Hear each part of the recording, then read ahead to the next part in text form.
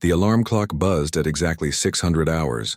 Just like every morning for the past 3 months, Alex Thompson rolled out of bed in the cramped dormitory pod, careful not to wake his roommate, a tall, blue-skinned Aquarian who breathed through gills and made wet gurgling sounds in his sleep. The Galactic Military Academy never felt quiet, not with 12 different species all living under one massive rotating station. Alex grabbed his uniform from the sonic cleaner and pulled it on. While looking out the small porthole, stars moved slowly past as Omega-7 station spun through space, creating artificial gravity for the thousands of cadets training inside. 3 months ago, he had been amazed by the sight. Now it just reminded him how far from Earth he was. The hallways buzzed with activity as cadets from across the galaxy headed to morning classes. A group of insectoid hive minds moved in perfect formation, their 6 legs clicking rhythmically on the metal floor. Behind them, 3 luminari floated past, their energy bodies glowing soft blue in the dim corridor lighting. Alex nodded to Boulder, his granite-skinned classmate who was carefully squeezing through a doorway designed for smaller species. Advanced Tactical Theory was held in Lecture Hall 7, a circular room with seats arranged in tiers around a central teaching platform.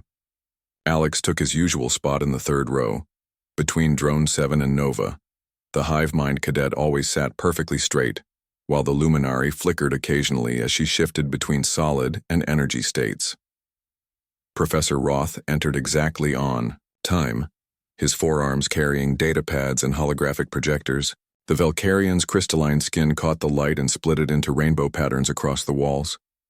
His black eyes, larger than human eyes, swept across the assembled cadets with the intensity of someone who had seen real combat. Today we discuss your final practical examination, Professor Roth announced, his voice carrying clearly through the room's acoustics. Several cadets straightened in their seats. The practical exam was worth 60% of their final grade. Alex pulled out his notepad, the old-fashioned paper kind that most aliens found strange. While others used digital interfaces, he preferred writing by hand. It helped him think better. The exercise will take place in Training Facility Delta 9, Professor Roth continued, activating a holographic display that showed a complex maze of buildings, obstacles, and terrain. A capture the flag simulation designed to test everything you have learned about tactical coordination, strategic thinking, and multi-species cooperation. The hologram rotated slowly, revealing the facility's impressive size. It stretched for several kilometers and included urban environments, wilderness, areas, underground tunnels, and elevated platforms. Alex noticed that some sections seemed designed specifically for different species. Water-filled areas for Aquarians, low-gravity zones for the winged skyborn, and high-radiation sections that only the granite skins could survive. You will be divided into mixed-species teams of 4 members each, Professor Roth explained. Each team must retrieve the enemy flag from their heavily defended base while protecting their own flag. The simulation will run for 12 hours or until one team achieves decisive victory. Drone 7 raised one of her thin arms. Professor, what constitutes decisive victory in this scenario? Excellent question, Drone 7. Decisive victory means holding both your flag and the enemy flag simultaneously for a continuous period of 30 minutes. However, the simulation includes automated defenses, environmental hazards, and adaptive countermeasures that will challenge every known tactical approach. Nova flickered brighter, her energy form pulsing with what Alex had learned was excitement. Will we have access to standard military equipment? Standard equipment only. No species-specific modifications or enhancements beyond your natural abilities. This test measures tactical thinking, not technological advantage. Alex scribbled notes while listening to more questions from his classmates. The hive minds asked about communication protocols. The Skyborn wanted to know about flight restrictions. The Aquarians inquired about water access. Everyone seemed focused on how their species' natural abilities would give them advantages. But something bothered Alex about the whole setup. He had been studying Professor Roth's teaching methods for months, and the Valkyrian never did anything without multiple layers of purpose. Simple capture the flag seemed too straightforward for someone who regularly assigned tactical problems with no clear solutions. One final detail. Professor Roth added, almost as an afterthought. I will personally oversee this exercise from a mobile command center within the simulation zone. This allows me to observe your performance in real time and provide immediate assessment of your tactical decisions. That caught Alex's attention. In previous exercises, Professor Roth had observed from the safety of the control room. Why would he put himself inside the simulation area this time? The command center is equipped with full sensor arrays and communication equipment, the professor continued. It will move throughout the facility, allowing me to witness your tactics from multiple perspectives. Consider it an additional variable in your planning. The class ended with team assignments. Alex found himself grouped with Drone 7, Nova, and Boulder, a fairly typical mix of species and abilities. The hive mind offered perfect coordination, the luminary brought phasing abilities and energy manipulation, and the granite skin provided raw physical power and damage resistance. Alex represented human adaptability, though he sometimes wondered if that was really an advantage compared to the obvious benefits his teammates brought. Walking back to the dormitory with his new team, Alex listened to their initial planning discussions. Drone 7 immediately began calculating optimal movement patterns. Nova suggested phase shifting through walls to bypass defenses. Boulder talked about using his natural armor to tank through enemy positions. All solid tactics, but Alex kept thinking about Professor Roth's mobile command center. Something about it felt important, though he could not explain why. Maybe it was his human intuition, or maybe he was overthinking things. Either way, he decided to spend the evening studying everything he could find about previous tactical exercises. The next morning would bring their first team planning session. In 3 days, they would face the practical exam that would determine their final grades and future assignments. Alex had no idea that he was about to turn the entire Academy's understanding of tactical thinking upside down. The transport shuttle touched down at Training Facility Delta 9, just as the artificial dawn began lighting up the massive complex. Alex stepped off the shuttle with his teammates, immediately feeling the difference in air pressure and humidity. The facility's environmental systems were designed to simulate various planetary conditions simultaneously, creating a challenging and unpredictable battlefield. 12 teams of 4 cadets each spread out across the deployment zone, a neutral area where they could make final preparations before the exercise began. Alex watched the other teams with interest. Team Alpha consisted entirely of Velcarians, their crystalline skin gleaming as they moved with mechanical precision. Team Beta was all hive minds, standing in perfect formation while communicating through their species' unique telepathic network. Team Gamma caught his attention most, 4 humans working together with an ease that came from shared cultural understanding. They spoke in quick bursts, finished each other's sentences, and seemed to anticipate each other's movements. Alex felt a brief moment of envy watching them coordinate so naturally. Our tactical assessment suggests a 3-pronged approach, Drone 7 announced to their team, her voice carrying the flat certainty that all hive minds used when accessing their collective knowledge. I will coordinate our movements through continuous communication updates. Nova will use phase abilities to scout ahead and bypass defensive positions. Boulder will serve as our primary assault element. Alex will... She paused, and Alex knew what she was thinking. Human adaptability was useful in theory, but what practical role could he fill that the others could not do better? Alex will provide tactical oversight and make real-time adjustments to our plan, Nova suggested diplomatically, her energy form glowing warmer with what he recognized as kindness. Professor Roth's voice echoed across the facility through hidden speakers. Cadets, you have 10 minutes for final preparations. The exercise will begin when you hear the activation tone. Remember, this test evaluates your ability to think tactically under pressure. Expect the unexpected. Alex looked around the massive training complex one more time. The facility stretched far beyond what they could see from the deployment zone. Urban environments with tall buildings and narrow alleys gave way to forested areas with dense vegetation.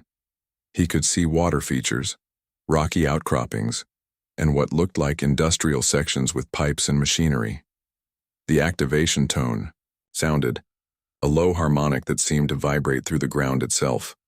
Immediately, chaos erupted across the facility.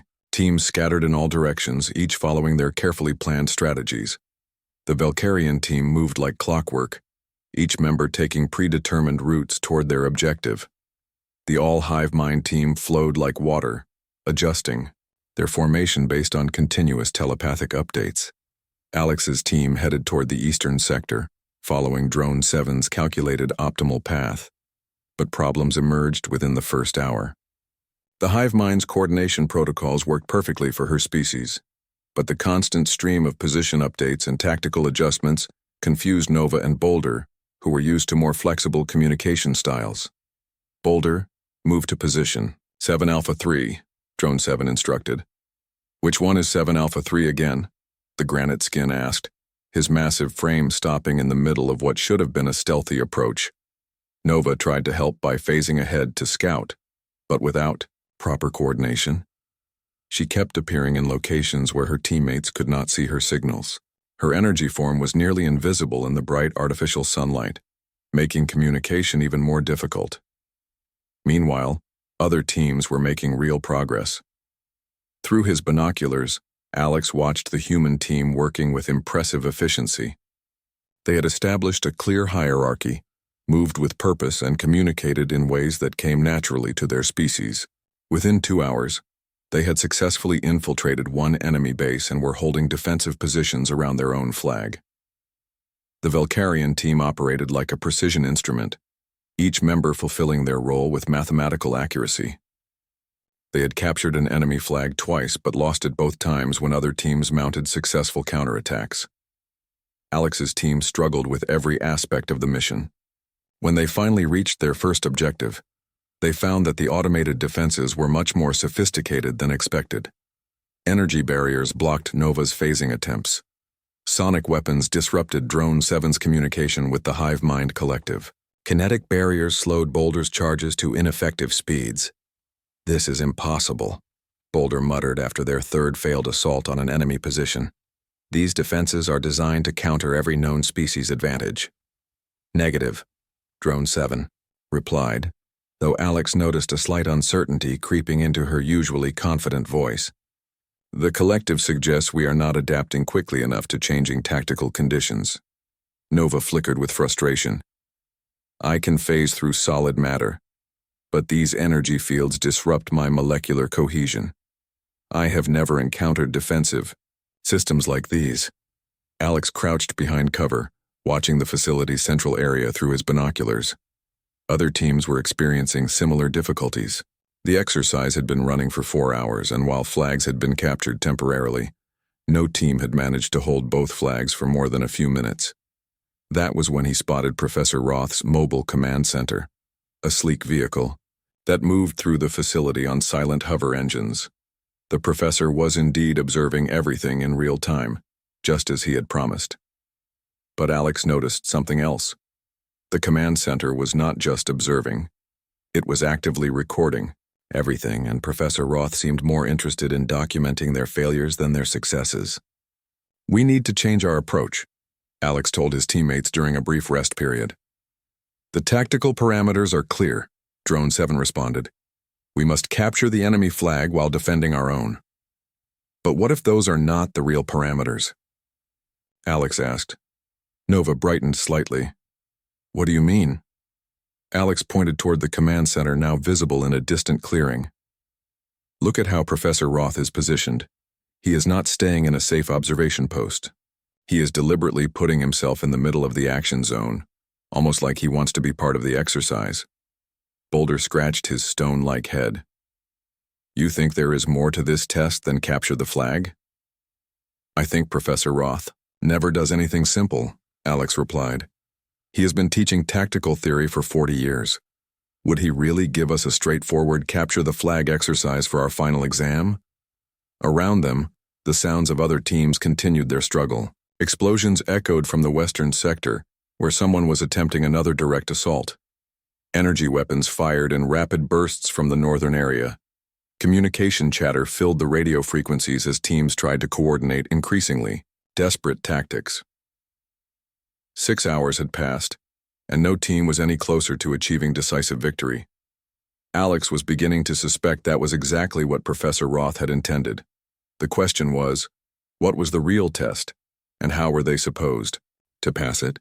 Alex found himself separated from his team during a chaotic firefight near the central plaza. Automated defense turrets had opened fire on multiple teams simultaneously, forcing everyone to scatter for cover. While Drone 7, Nova, and Boulder regrouped at their predetermined rally point, Alex had ducked into an abandoned maintenance building that seemed forgotten by both the exercise planners and the other cadets. The building was quiet, except for the distant sounds of battle. Alex climbed to the second floor and looked out through a cracked window. From this elevated position, he could see most of the training facilities spread out below. Teams moved like ants across the complex terrain, following predictable patterns as they attempted the same failed strategies over and over. The Valkyrian team had just lost their third captured flag when a coordinated counterattack overwhelmed their defensive positions. The human team was regrouping after their carefully planned assault ran into unexpected resistance. Even the hive mind collective seemed confused, their perfect coordination useless against defenses designed to counter their telepathic advantages. But Professor Roth's mobile command center continued its steady movement through the facility, recording everything with scientific precision.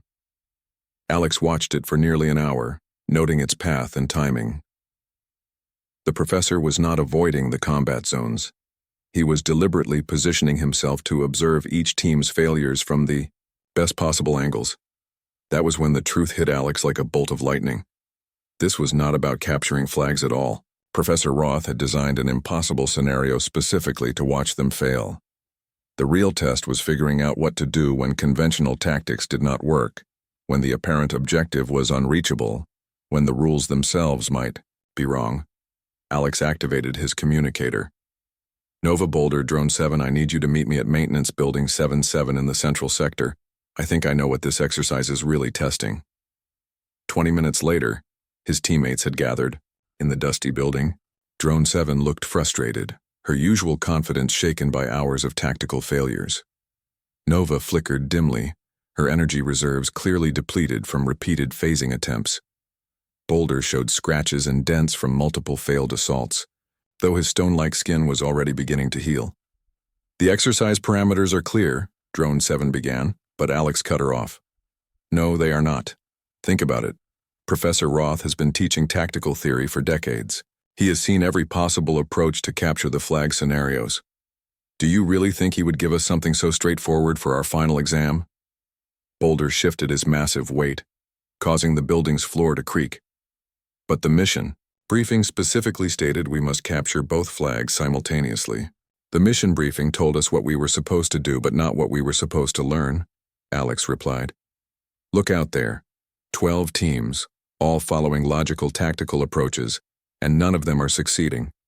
This scenario is designed to be unwinnable using conventional methods.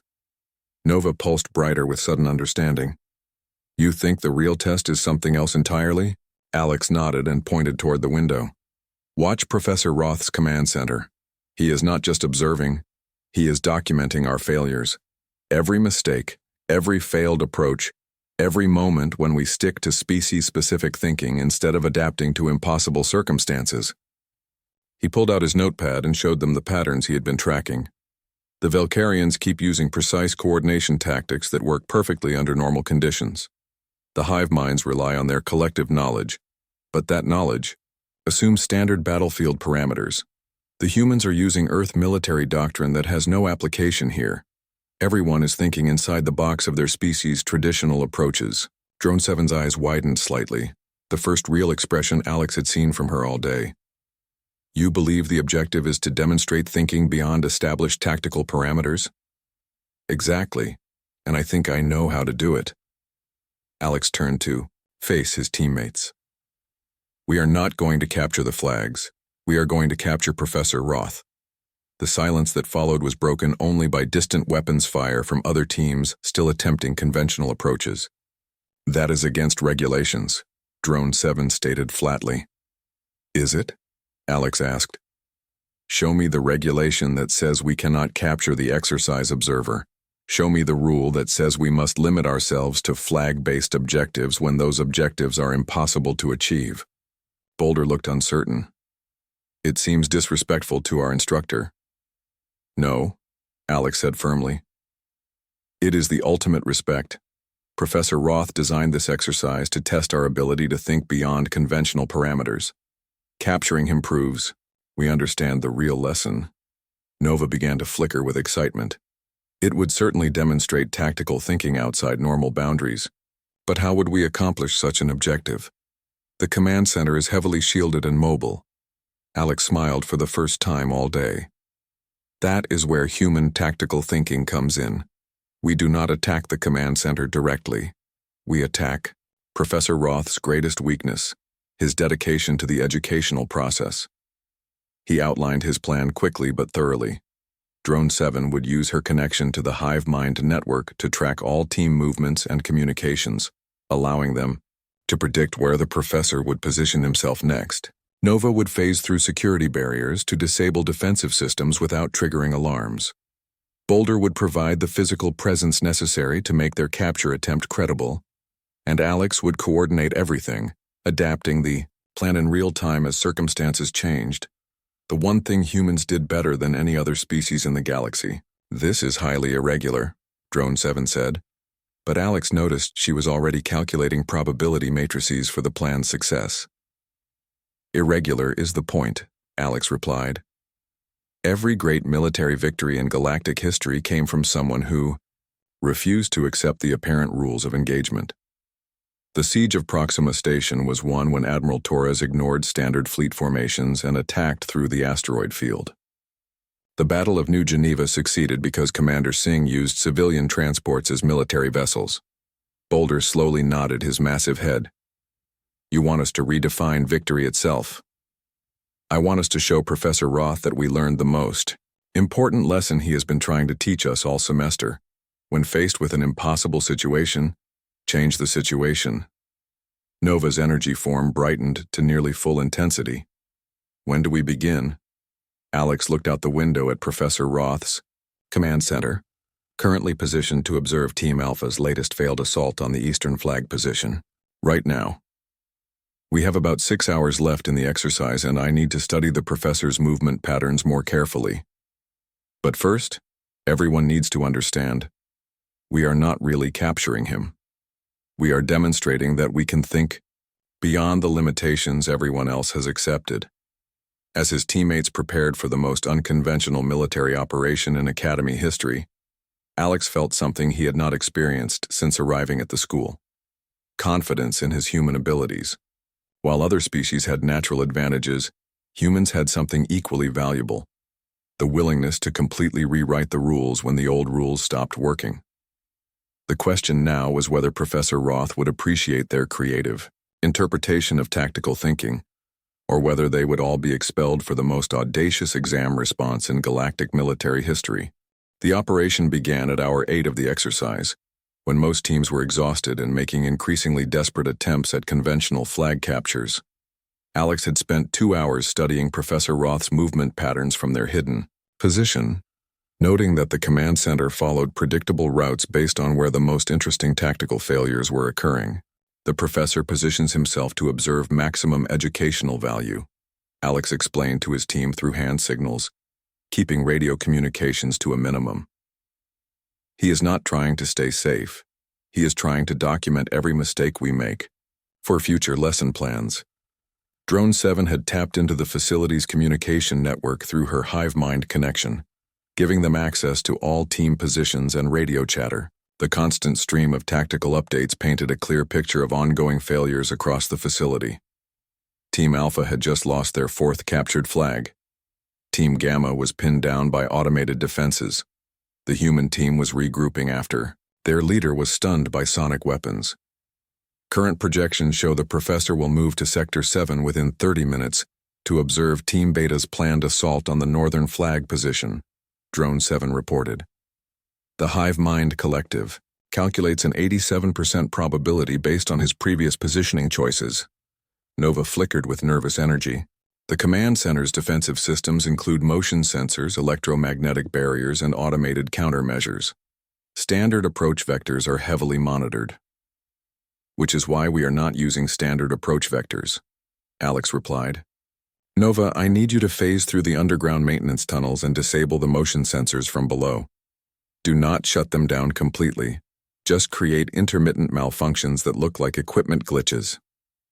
The luminary nodded, her form already beginning to shift toward pure energy state. How long do you need?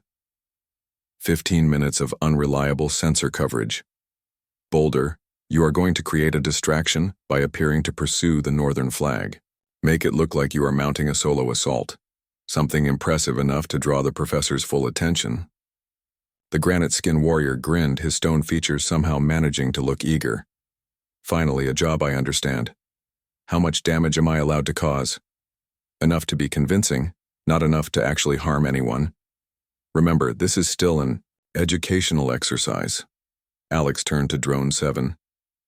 You are going to coordinate our timing and provide early warning if anything goes wrong. But the most important part is what happens after we make contact with the professor. Define make contact, Drone 7 requested with typical hive mind precision. Alex took a deep breath. We are going to politely but firmly inform Professor Roth that he is now our prisoner and request that he surrender his position as exercise observer. We will treat him with complete respect and explain our tactical reasoning. And if he refuses?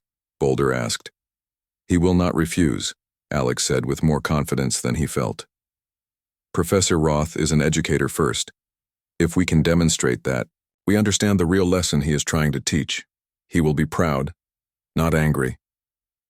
The team synchronized their chronometers and moved out. Alex watched from a concealed position as Nova phased into the underground tunnel system, her energy signature, barely detectable even to his trained eye. Boulder began his approach toward the northern sector, moving with enough noise and visibility to attract attention, without appearing completely reckless. Drone 7 remained beside Alex, providing real-time updates through her connection to the facility's sensor network. Nova has reached the command center's position.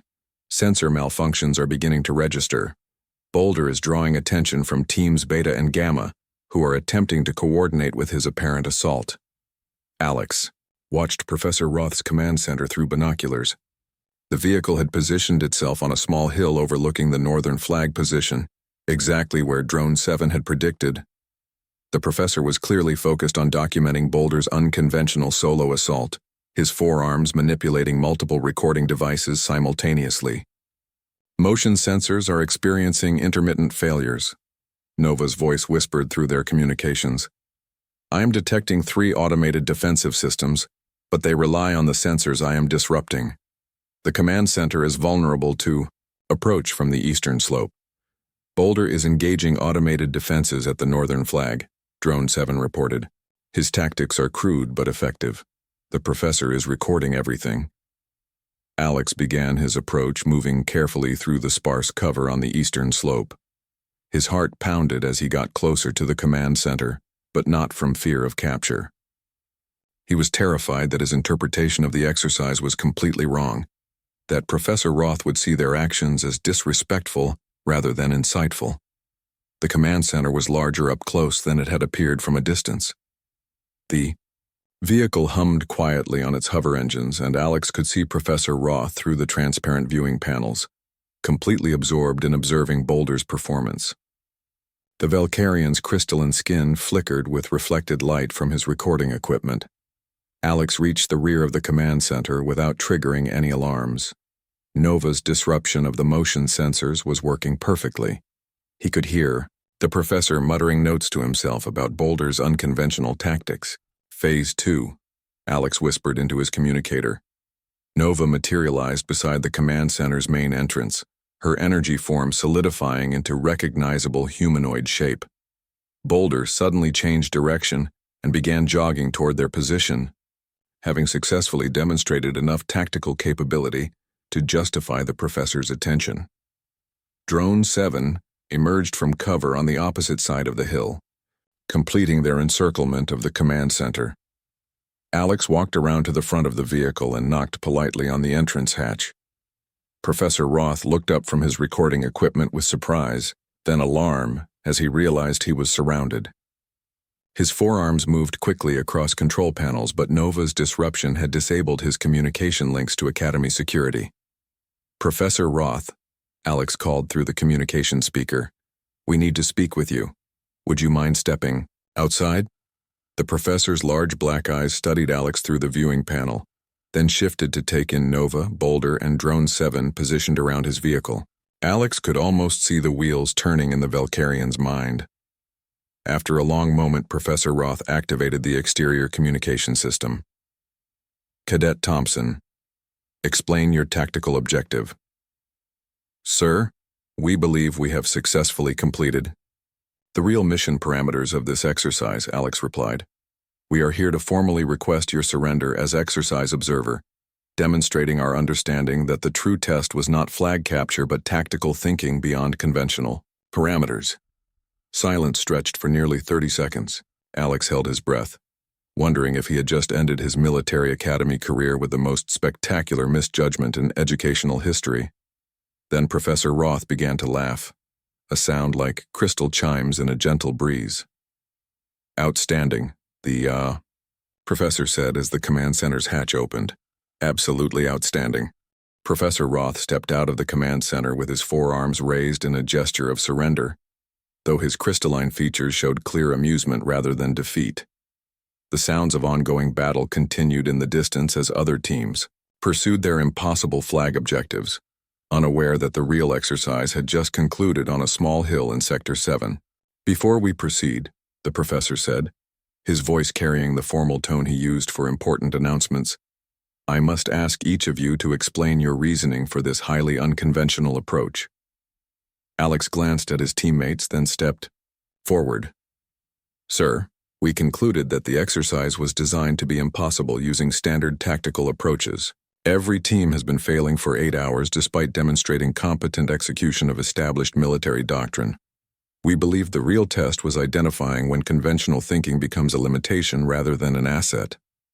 Drone 7 added, her analysis with typical hive mind precision.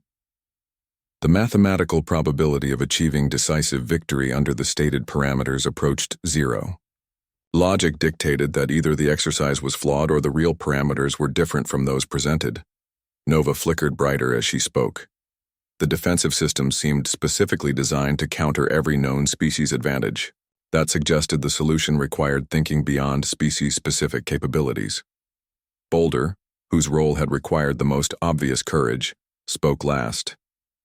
"It felt wrong to keep doing the same thing over and over when it clearly was not working. Sometimes you have to try something completely different." Professor Roth listened to each explanation with the intense focus he brought to particularly interesting tactical problems. When they finished, he walked a few steps away and activated his communicator. "Academy Control, this is Professor Roth. Terminate Exercise Delta 9. All teams return to deployment zone for debriefing. Exercise concluded successfully." The distant sounds of battle gradually faded as teams across the facility received orders to cease operations. Alex could imagine their confusion and frustration at being recalled, just as some of them might have been making progress toward their objectives. "Walk with me," Professor Roth said, leading them down the hill toward the deployment zone. "I have been administering variations of this exercise for 42 years. In that time, exactly 7 cadets have questioned the fundamental assumptions of the scenario. You 4 represent the 8th, 9th, 10th, and 11th. Alex felt a mixture of relief and curiosity. What happened to the others who questioned the assumptions? 2 are currently admirals in the Galactic Defense Fleet. 3 hold strategic planning positions at Command Headquarters. 1 founded the Advanced Tactical Research Institute. 1, the professor paused meaningfully, is standing before you asking that question. The implications sank in as they walked. Professor Roth himself had once been a cadet who refused to accept impossible parameters. The exercise serves multiple educational purposes, the professor continued. Most cadets demonstrate their mastery of standard tactical doctrine, which is valuable assessment information. But the real prize is finding those rare individuals who can think beyond the boundaries that limit everyone else. They reached the deployment zone where the other 11 teams were gathering, looking exhausted and frustrated. Alex noticed the human team arguing among themselves about what had gone wrong. The Valkyrian team stood in perfect formation, but their usual confidence seemed shaken. Even the hive minds appeared confused by their collective failure. Professor Roth activated the zone's public address system. Cadets, gather around for immediate debriefing. As the 48 cadets assembled, Alex noticed the mixture of emotions on their faces. Frustration, exhaustion, and confusion dominated, but there was also curiosity about why the exercise had ended early.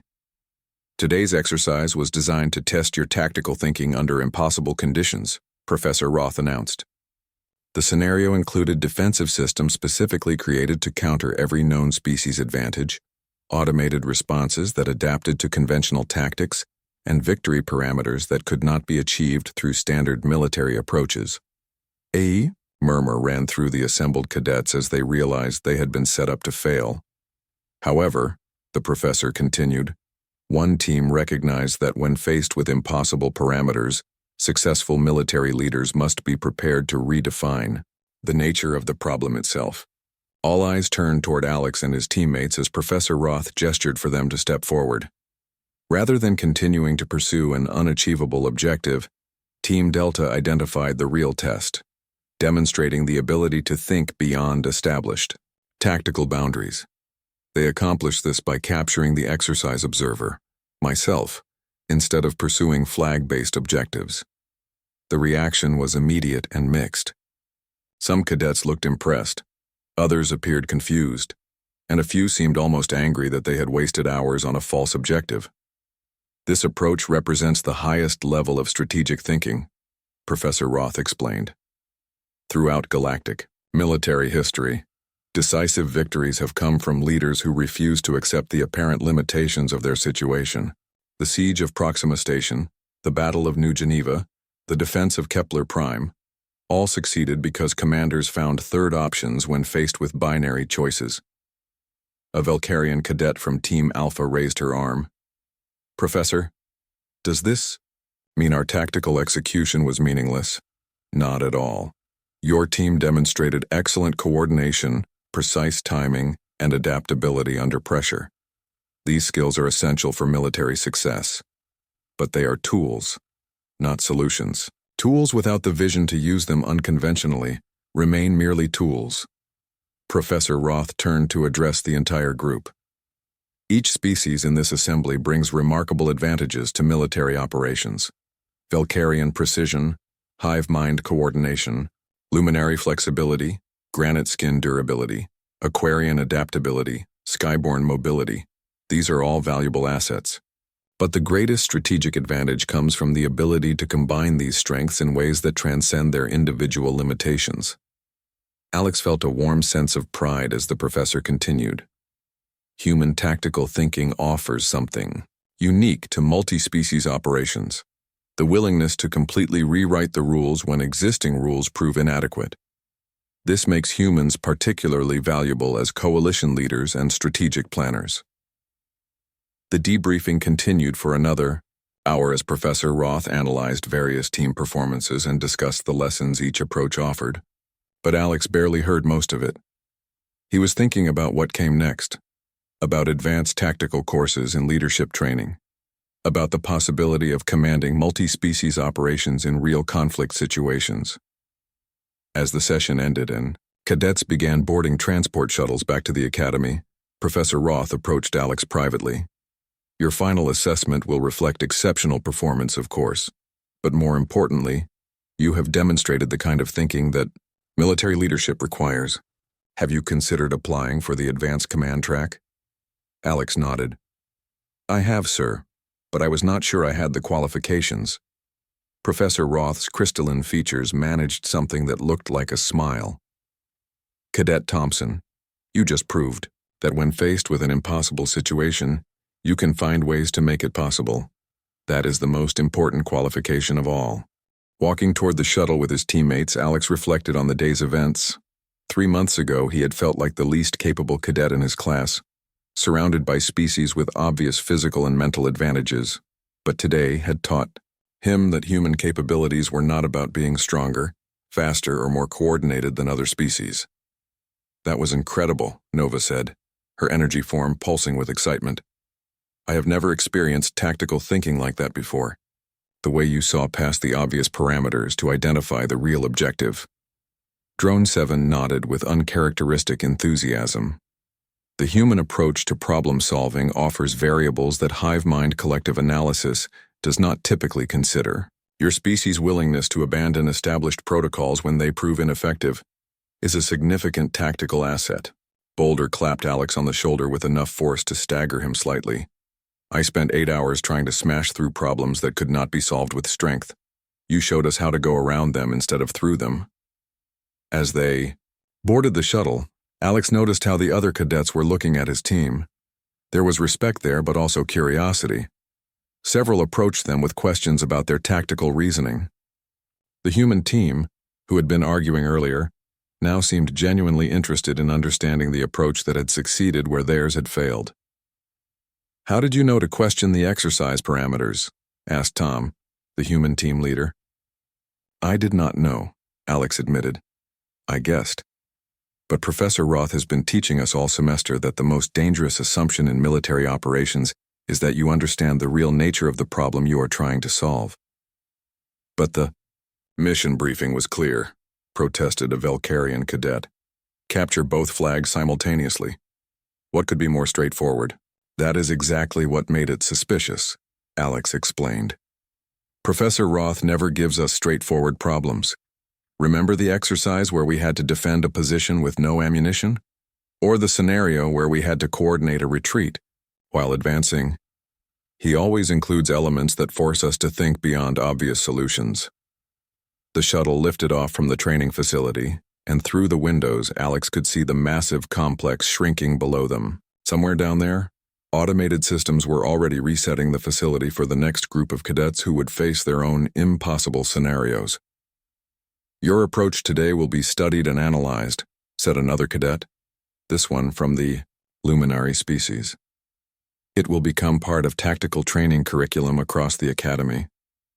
Alex felt a moment of worry. I hope future cadets will not just memorize the solution. The point was not to capture the professor specifically. It was to recognize when the apparent problem is not the real problem. Professor Roth, who had been listening to their conversation from his seat near the front of the shuttle, turned to address the group. Cadet Thompson raises an excellent point. The specific tactic used today is less important than the thinking process that led to it. Military leadership requires constant adaptation, not the memorization of clever solutions. He stood and moved to where he could address all the cadets on the shuttle. Each of you will face situations in your careers where standard approaches fail, where established doctrine proves inadequate, where the enemy has advantages that seem overwhelming. In those moments, you must be prepared to question every assumption and redefine victory itself.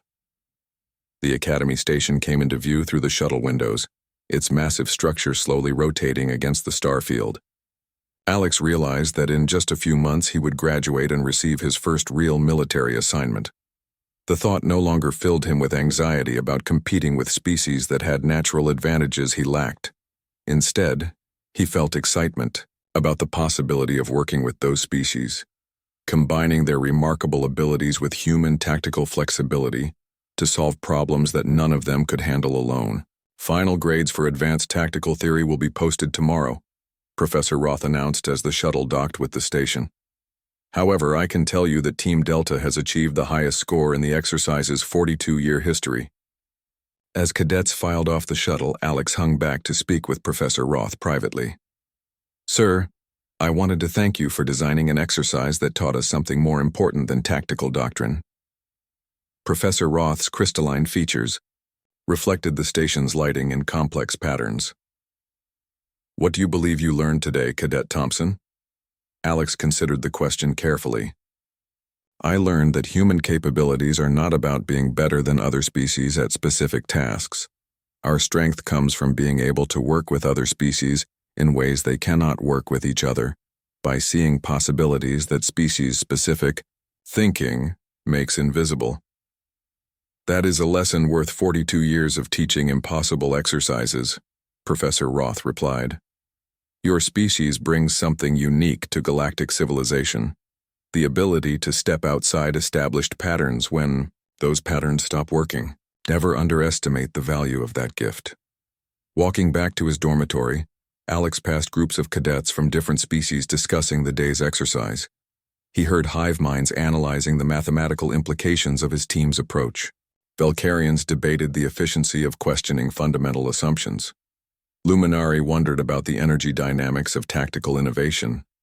But what struck him most was how many of these conversations included cadets from multiple species working together to understand concepts that none of them had fully grasped individually. Today's exercise had not just tested their tactical thinking, it had demonstrated the power of truly integrated multi-species cooperation. Back in his room, Alex sat at his small desk and began writing his exercise report, a requirement for all major tactical assessments. But instead of analyzing his team's specific actions, he found himself writing about the broader implications of what they had learned. Human tactical thinking was not superior to other species' approaches, it was complementary. When combined, with hive mind coordination, Velcarian precision, luminary adaptability, and granite skin determination, it created possibilities that none of them could achieve alone. That night, as he lay in his bunk listening to his Aquarian roommate's gentle breathing, Alex smiled in the darkness. 3 months ago, he had wondered whether humans belonged in a galactic military academy. Now he understood that humans did not just belong. They were essential. Not because they were better than other species, but because they could help other species be better than they had ever imagined possible. Tomorrow would bring new challenges, advanced courses, and eventually graduation into real military service. But Alex no longer worried about proving himself worthy of serving alongside the galaxy's greatest military minds. Today had taught him that his human perspective was not a limitation to overcome. It was a strength to embrace and share with. The remarkable species who had become his teammates, classmates, and friends